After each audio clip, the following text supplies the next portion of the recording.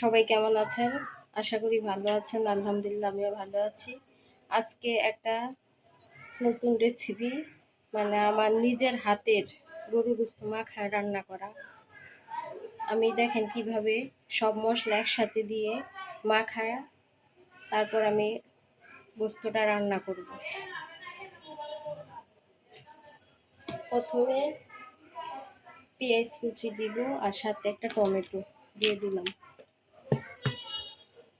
এখন আমি আদা রসুন বাটা,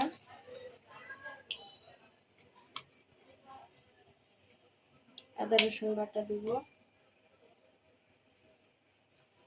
জিরা দিব,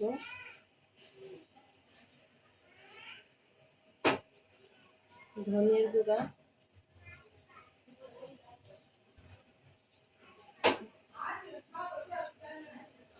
মরিচের গুঁড়া, একটু ঝাল বেশি, গরুর গোশত একটু ঝাল হলে খেতে খুব ভালো লাগে।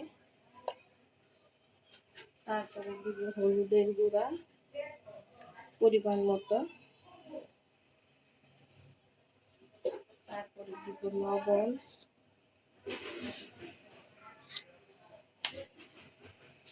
তারপরে দারচিনি, এলাচি, তেজপাতা, এই যে তেজপাতা দিয়ে দিলাম। এখন দারচিনি, এলাচ দিয়ে দিব। এখন দিব তেল।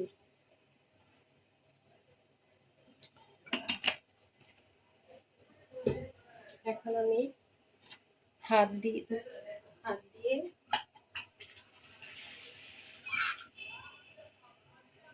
মাখাবো।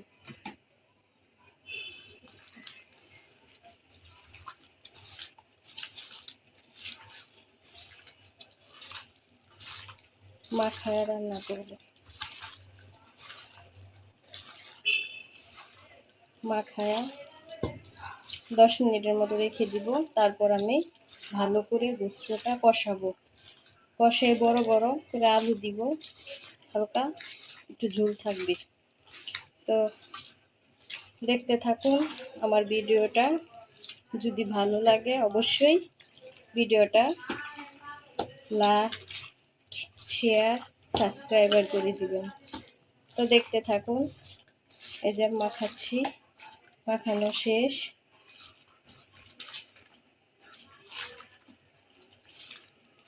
টাটকা গরুর গোশত, ফ্রিজে রাখা গরুর গোশত না, টাটকা। এই যে মাখানো শেষ। এখন একটু হালকা একটু পানি দিয়ে একটা ধুয়ে নিব। এখন এটা ঢেকে রেখে দিব। কিছুক্ষণ পরে বসায় দিব চুলায়। 10 মিনিট রাখা শেষ। এখন আমি তরকারিটা বসায় দিলাম চুলায়। চুলা বসিয়ে দিয়েছি। এখন ঢেকে দিব।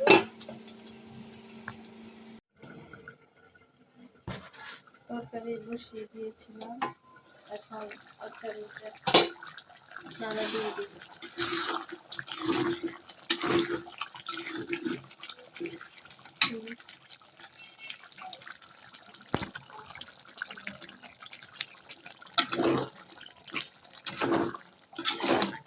কষানো হচ্ছে, একটু কষানো হলে আমি আলু দিয়ে দিব। তরকারি কষানো হচ্ছে।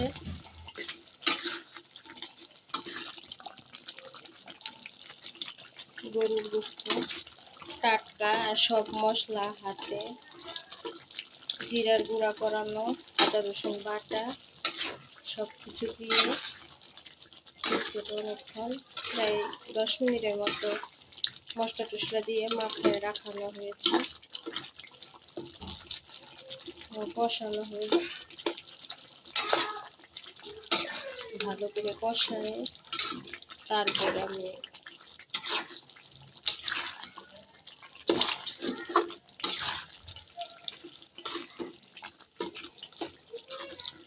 টাটকা গোশত সব মশলা হাতে বেটে রান্না করলে খুবই সুস্বাদু, খেতে খুব মজা।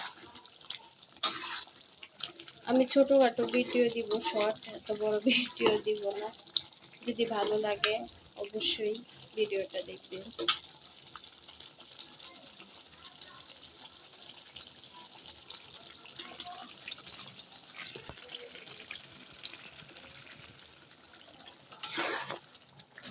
গরুর গোস্ত যত কষানো হবে গোস্ত কালারটা খুব সুন্দর আসবে।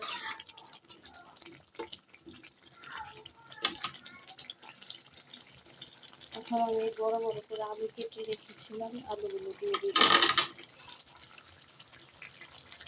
দিয়ে ভালো করে নাড়াচাড়া দিব।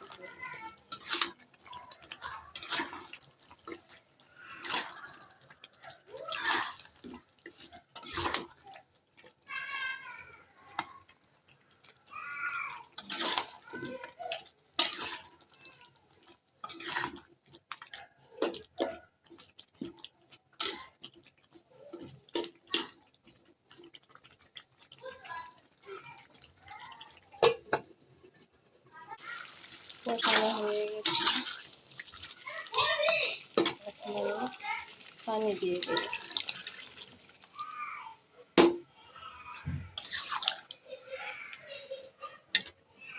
পানি দিয়ে তরকারিটা ঢেকে দিব।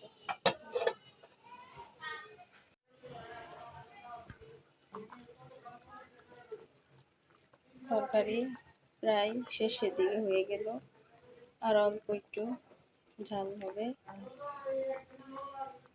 তারপরে চুলা বন্ধ করে দেব। তো আলু দিয়ে গরুর গোস্ত রান্না শেষ। আমার ভিডিওটা যদি ভালো লাগে অবশ্যই আপনারা কমেন্ট করে জানাবেন। তো আল্লাহ হাফিজ, আজকে ভিডিও এখানেই শেষ।